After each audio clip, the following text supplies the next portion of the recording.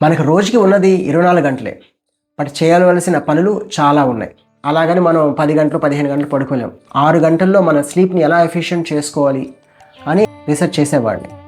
ఒక విషయం తెలిసింది ఏంటంటే, మనం నవిలి తింటే మన స్లీప్ టైం కూడా తగ్గుతుందని. ప్రతి ముద్దని అట్లీస్ట్ 32 సార్లు, అందుకని మనం 32 పళ్ళు 32 సార్లు నవలాలి అని ఆయుర్వేదం కూడా చెప్తుంది.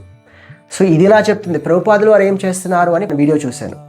సో ప్రభుపాదులు ప్రసాదం తీసుకున్న ఎంత అందంగా అంటే, ప్రతి ముద్దను కూడా చక్కగా ఆస్వాదిస్తూ కృష్ణ ప్రసాదాన్ని తీసుకుంటారు, స్వీకరిస్తారు. అందుకని మనం ప్రసాదాన్ని తినటం, మనం ప్రసాదాన్ని సేవించటం అంటాం, ఆనరింగ్ ప్రసాదం. మనం ఎంతో కష్టపడి 1-2 గంటలు వండుతాం.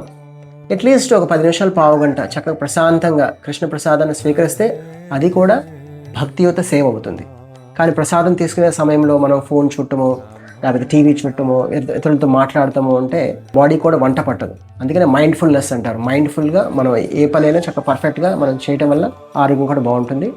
దీనికి కూడా సైన్స్ ఏంటంటే, మనం ఏదైనా 20 నిమిషాలు తింటే మైండ్ కూడా సాటిస్ఫై అవుతుంది. మనం ఫాస్ట్ గబా గబా ఒక 5-10 నిమిషాలు ఏదైనా తింటే ఇంకా ఏమి తిందామా అని చూస్తాం. దానివల్ల మనకు కావాల్సింది ఎంతైనా ఎక్కువ తింటాం. దానివల్ల ఒబెసిటీ ప్రాబ్లమ్స్ అన్నీ వస్తాయి. కానీ నవిలి ప్రశాంతంగా 20 నిమిషాలు తింటే మైండ్ కూడా నాకు చాలు, ఐఎమ్ సాటిస్ఫైడ్ అని అక్కడి నుంచి లోపల నుంచి సిగ్నల్స్ వస్తాయి. ప్రాక్టీస్ చేశాను 1 మంత్. తిన్న ఆహారంలో టేస్ట్ పెరుగుతుంది అండ్ మన నిద్ర సమయం కూడా తగ్గించుకోవచ్చు.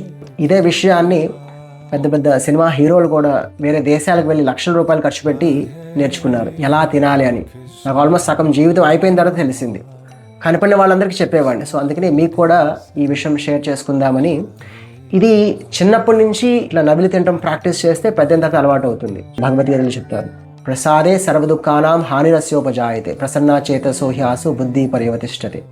ప్రసాదం అంటే కృష్ణుడి యొక్క మర్సీ, దానివల్ల అన్ని దుఃఖాలన్నీ నశింపజేస్తుంది. అందుకని ఈవెన్ చైతన్య చరితామృతంలో కూడా అహర్నిశ బలహ వదన కృష్ణ చింత కీ సేనే కీ భోజనే కివా జాగరణే. ఆయన కృష్ణ ప్రసాదాన్ని ఆస్వాదిస్తూ ఆయన ప్రసాదం తీసుకుంటారు. మన ఆరోగ్యం బాగుంటుంది, అన్ని విధాలుగా బాగుంటుంది. Thank you. హరే కృష్ణ.